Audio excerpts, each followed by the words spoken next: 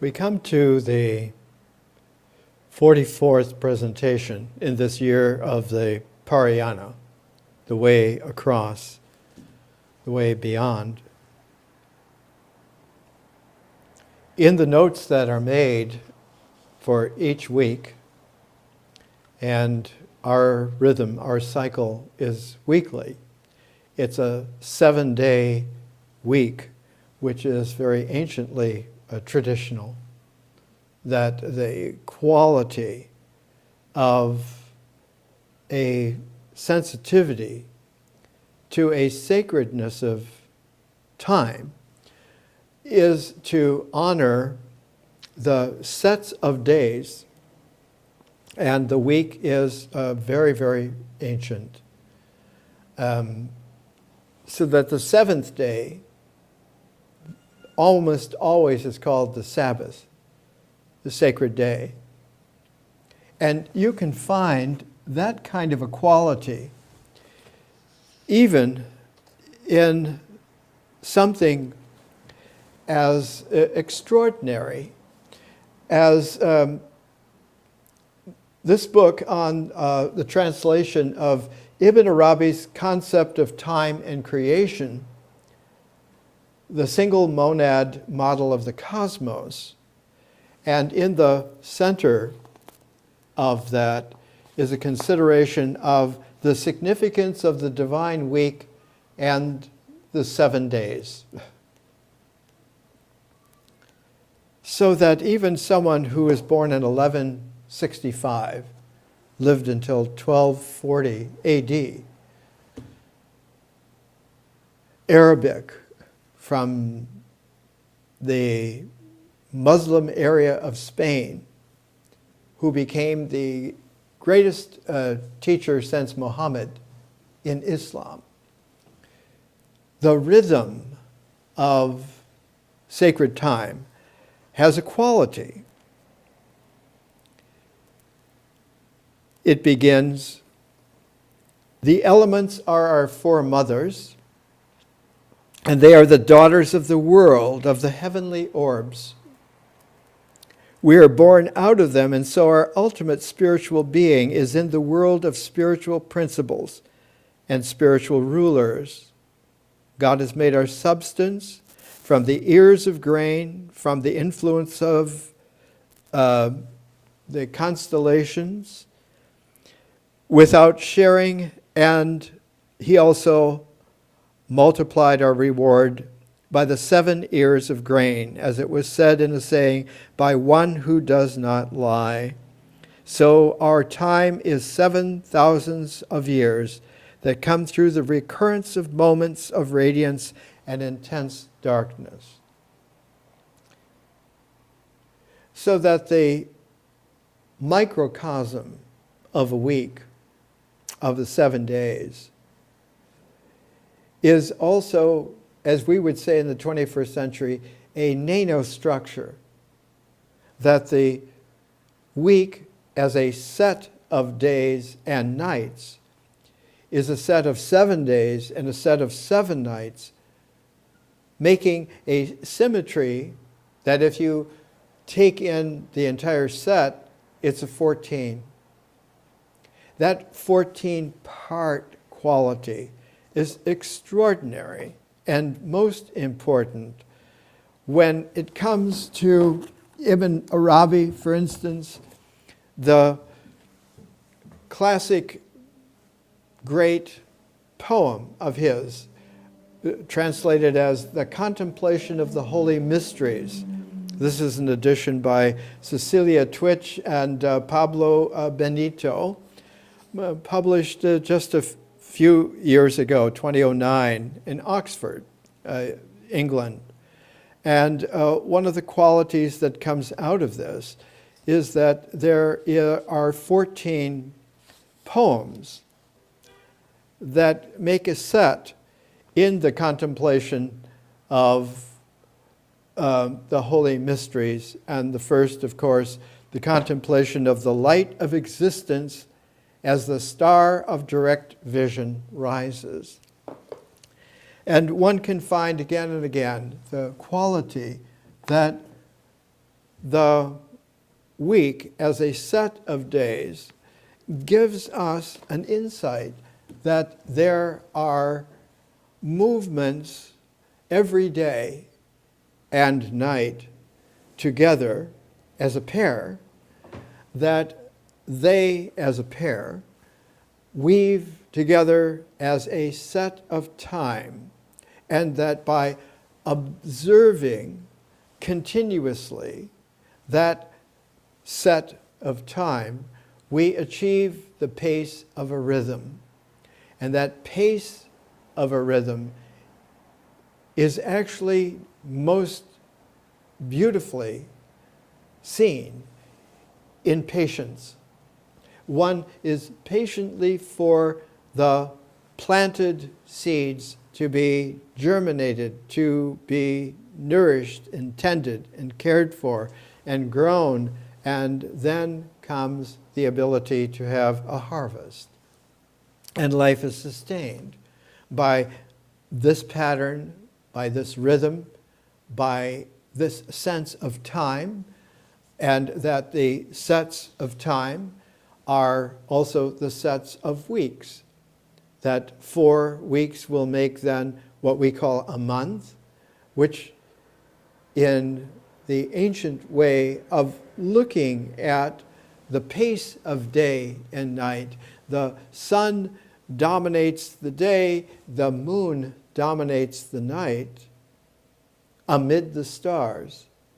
The sun, the day, amid the blue vastness or the clouds that bring the rain that also sustains life. The 4 weeks are a lunar cycle, not only the 28 days of the waxing and waning of the moon, pivoted with the culmination of the full moon, and in a symmetry, pivoted also in the culmination of the dark moon, where the moon is not technically, visually present. And by counting in all of the aspects, one comes out with a 4-week, 28-day period. And that 4 weeks then make a month. And there are some additions that come through consciousness of significance and exactness that makes our months 12 months in a year. So that again, the pace of a paired day-night day in its sets run, as Ibn Arabi points out so classically, from a day to a week to a month to a year. And the year is the sun's cycle, like the month is the moon's cycle. And that by bringing this into play, one comes to see that our lives are tuned and tunable by the rhythms of a patient maturing. And again, it is those who shepherd us, who care for us, who develop us, who mature us, to give the gift of the beginning of the sense that this gifting leads to our practice of patience, and that we also, by practicing the givingness of this gifting, also give the seed which will become the germination of the patience. And that gifting and that patience have an immediate concourse that leads to an awareness and finally an appreciation through recognition of the meaningfulness. And it is this order which is the order then of the people in their setness, in the sets that make up the people, the family, the couple, the marriage, the clan, the tribe, the culture. And it is this quality then that is a third quality that comes out. And these three, the giftingness, the patience, the social ordering, were the first of the 6 perfections in the High Mahayana, High Dharma Mahayana, which reappears not only in Ibn Arabi, but all through the development of civilization. Those first 3, that first triad, in Sanskrit, the gifting is called dana, the patience is called kshanti, the social order is called sila, and those 3 are a stability. They're like a triangle or a triad, or a place to where one can have for the first time the stability to stand, to sit, to have the pausing, the rest in the concourse of constant motion. Salient is that there are always a pair. And in those perfections, when the dana, the kshanti, the sila, the gifting, the patience, the ordering is raised to a conscious level, a symmetry occurs in which the another 3 occur, making then 3 and 3. Sometimes visualized as 3 below and 3 above, but this is a false sense of pairedness. This becomes very easily a polarity, a duality, and it's very difficult to wean oneself away from those kinds of assumptive projections. The conscious 3 have the ability to bring a collecting of focus, a concentration which is penetrative, that the previous 3's stability leads through that balance, the balance of the 3, not just the median of the 2, but the balance of the 3 leads to a 4th, a quality where one's whole sense of the framed picture opens so that one is able to look at the picturesqueness of what one is able to not only see, but to understand that one is seeing. And so it is not a 4 so much, but it is a way of accessing, like a door, like a window, like a gateway, a 5th. And that 5th quality that comes into play, the 4th in Sanskrit is called dhyana, means the meditation, the concentration. And what comes out of that is a ebullience, a joy when it's mature.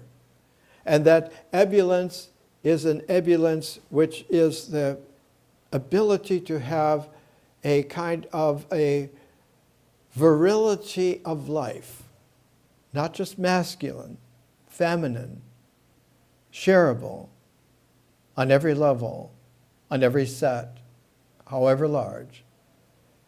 And in Sanskrit, that paramita, that perfection, paramita, beyond measure, that 5th paramita is virya. So that dhyana opens consciously to virya, and those 2 lead to that 3rd, that second 3rd, which is prajna, wisdom.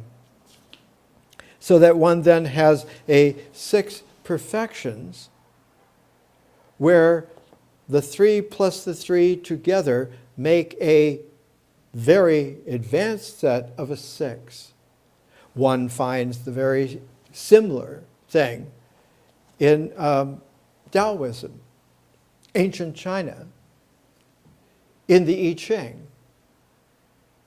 The first three form a trigram which can be paired to a hexagram. And one can express it in terms of the distributed variation of lines, an unbroken line, and what is called a broken line. But the broken line is actually the hiatus of emphasizing the space within which the line is vectored, is drawn, so that there is a geometry and there is a context which is not geometrical, which is beyond geometry, and that it is approachable first when one comes to understand that there is an advance of geometry to include motion, which is time, energy. And geometry transforms to trigonometry.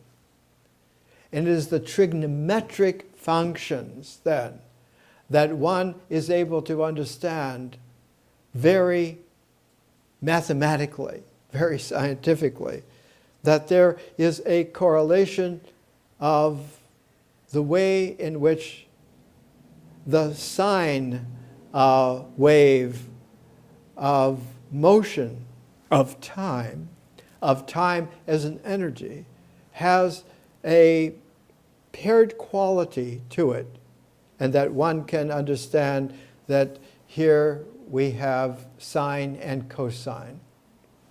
We have a reciprocality that is brought together trigonometrically, so that one is able to understand that, in fact, one of the most salient qualities to a geometry then, when it is trigonometric, as a complex functioning, one is able to understand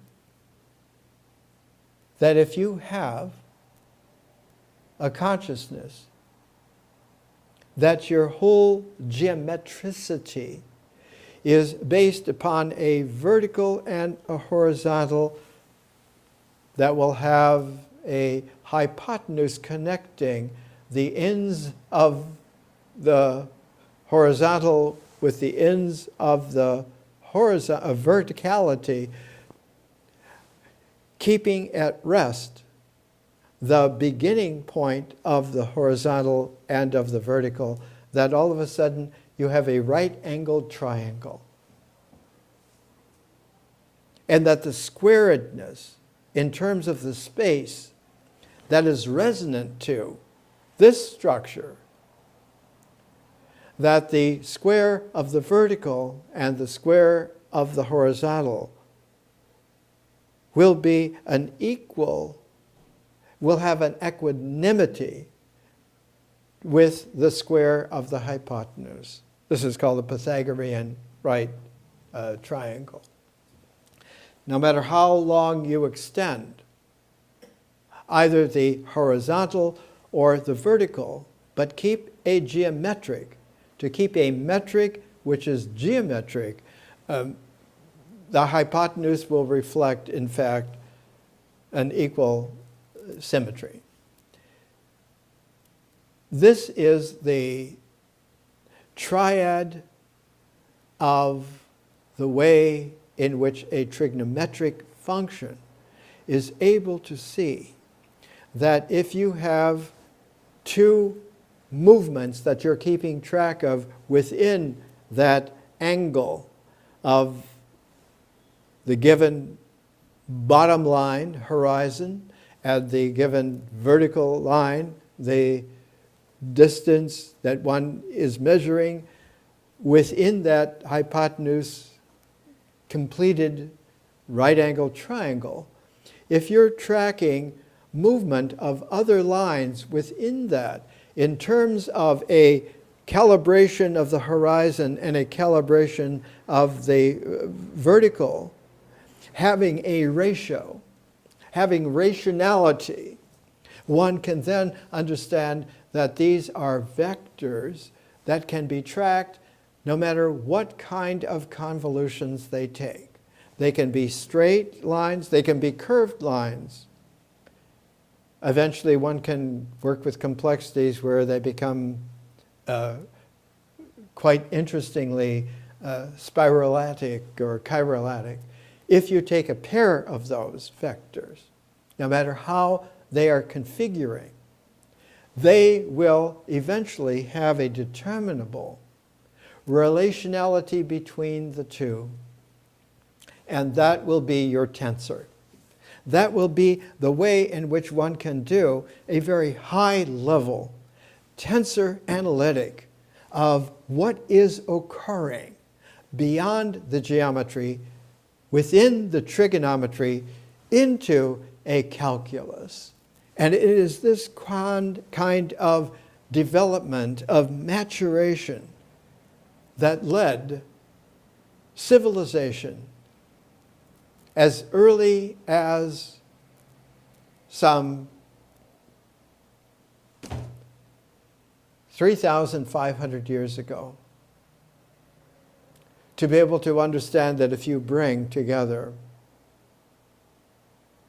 the qualities of that right triangle made almost into an equilateral triangle, and you bring 4 of those together, you will not only have a square base, but you will have a pyramid structure of its volume. So that the 4 sides of the pyramid, plus the 5th dimension of the square of the bottom, will have a stable relationality of unity. So that later on, one can find a genius mathematician like Johannes Kepler about the time of Shakespeare's great maturity, understanding that if one is going to really be accurate in terms of the motion of the heavens, one needs to understand that there is a relationship of the space to the time. The space which has a squared mathematical quality of measurement, to time which has a triple, a cube relationality to the same thing. That the relation of the squares to the cubes will both have their own progressions, but will maintain a rationality that is sourced in the one, and that one keeps its pace in a complex measurement. That 1 squared is 2, squared is 4, squared a third time is 8, that the cube of 3 times 3 is 9, times 3 is 27, that one then keeps a shape which in the Greek written language used by the developer of this, the original visioner was Pythagoras, the great developer of this was Plato. And about the time in Plato's life when he was writing his final great dialogue, the Timaeus, and Shakespeare was writing his final great play, The Tempest, in his life scheme. In The Tempest, Plato's Pythagorean comes into play because Timaeus, who is in dialogue with Socrates, is a Pythagorean, masterful. And he shows that the Greek letter lambda, which is like an upside down V, that the lambda is the perfect symbol of the way in which the one is able to keep its relationality of its squares and cubes. And that by having this visionary talisman, one can come to understand that the entire cosmos is capable of having an analytic, no matter how kaleidoscopic it is, which is consistent with the way in which one can understand the relationship of time, rhythm, cycles, and space squared progressions, so that space and time are really weaving like they are on a loom. One is the base of the loom, the other is the vertical of the loom, and by pairing them, by a pairing of verticals and a pairing of horizontals, one then has this loom, and there is a phrase popular for many centuries, the loom of time. The weave of our lives, of our destiny, if you think that all of this then is planned out and foretold.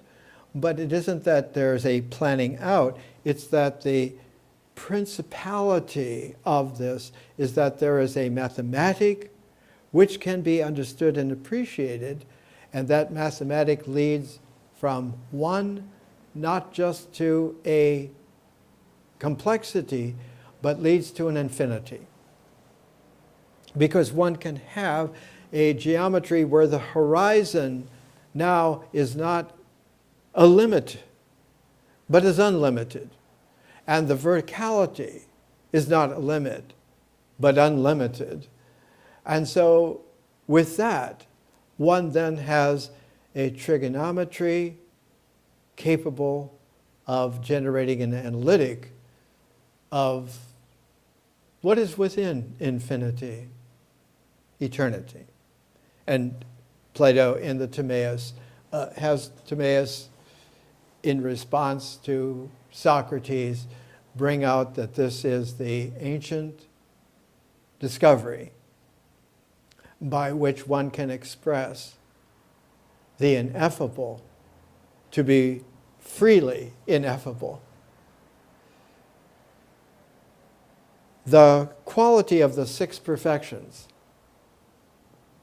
are like a tensor analysis of the Mahayana, of the high Dharma great way, which was a development of the quality that was there, not only in Pythagoras and then in Plato, but in leading up to the development that came out of Plato, which eventually would be called Neoplatonism.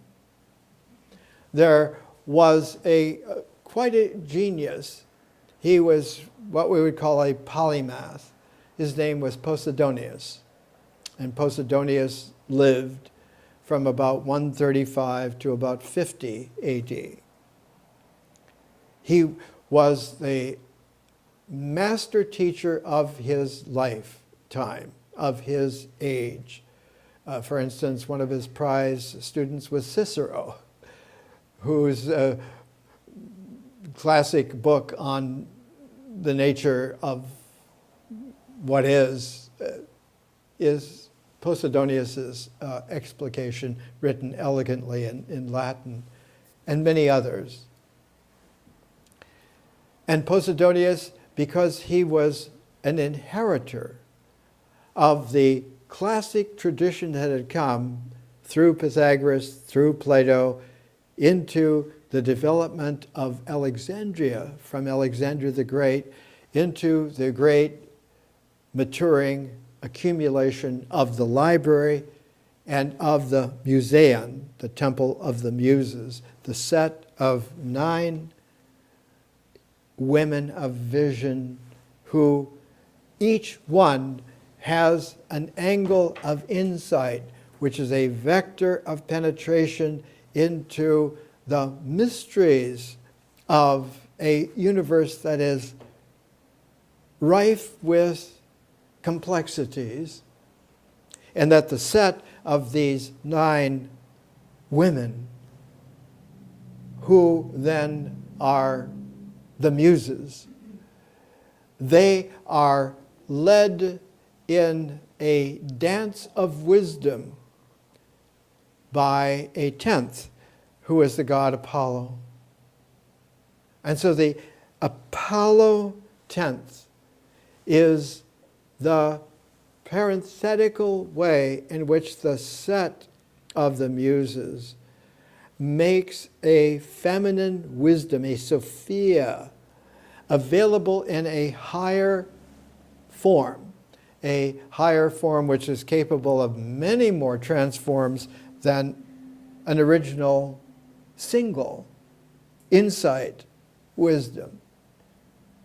And it is this set, then, the building in which what they are teaching, what one may learn, is called the Temple of the Muses, the Museum, which was a pair to the library.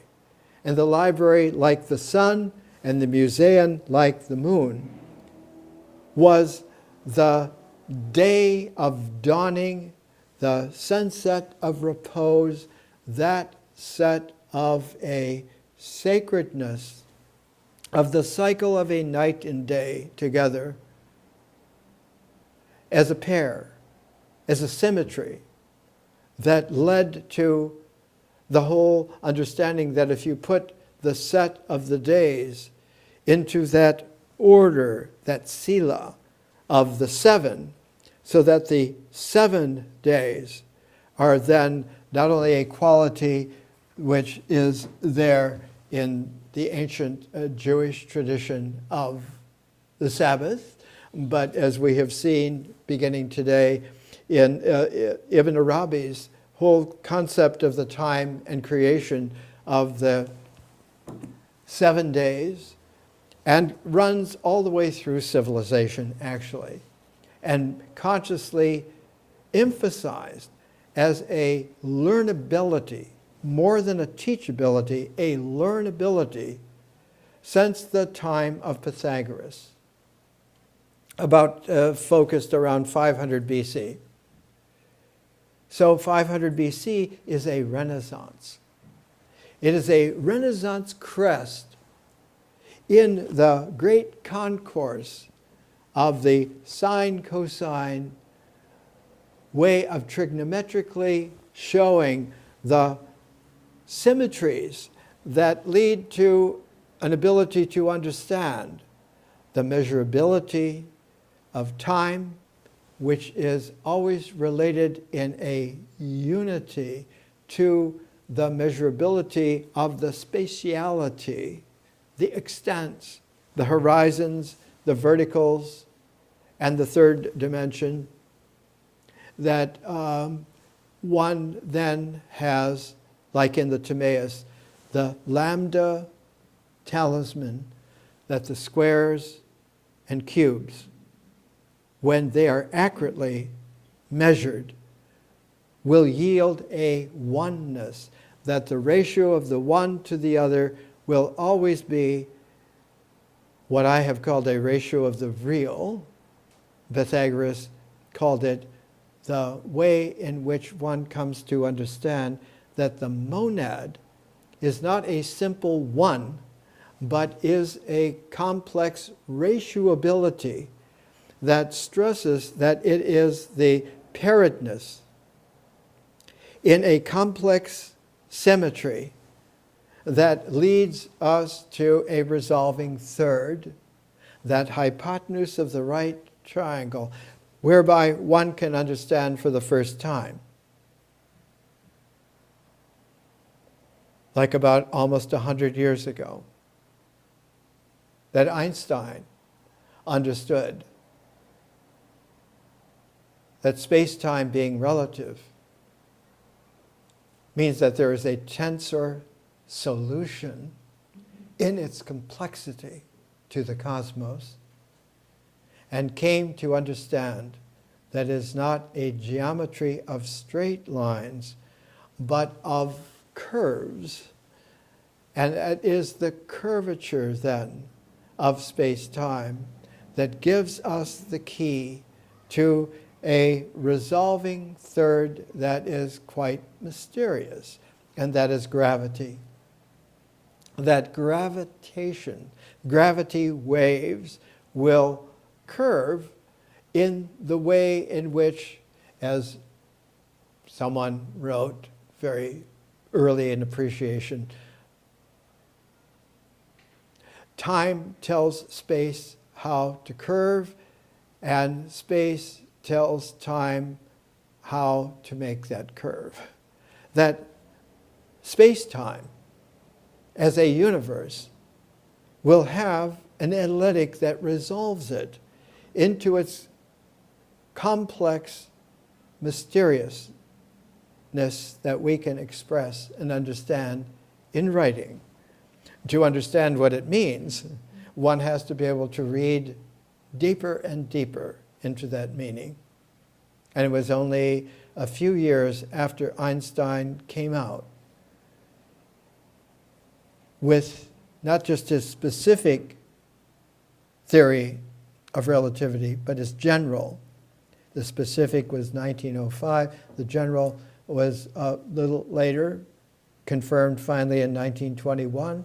And by 1922, Niels Bohr was able to publish his first little book, a monograph, on the way in which finally led to understanding the quantum universe is a mysterious cosmos indeed. It has both a day of phenomena and it has a mysterious night of that context which has no phenomenality, which is necessary for the true analytic of the real.